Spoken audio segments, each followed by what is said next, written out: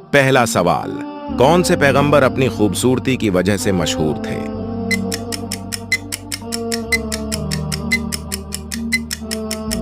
जवाब, हजरत यूसुफ अलैहिस्सलाम।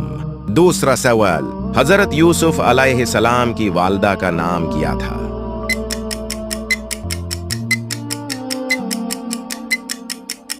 जवाब, राहील।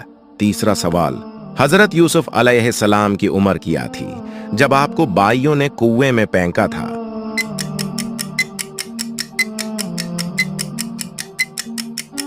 जवाब, 12 साल।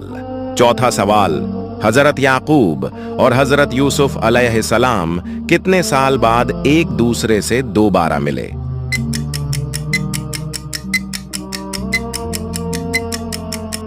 जवाब, 40 साल बाद। पांचवां सवाल,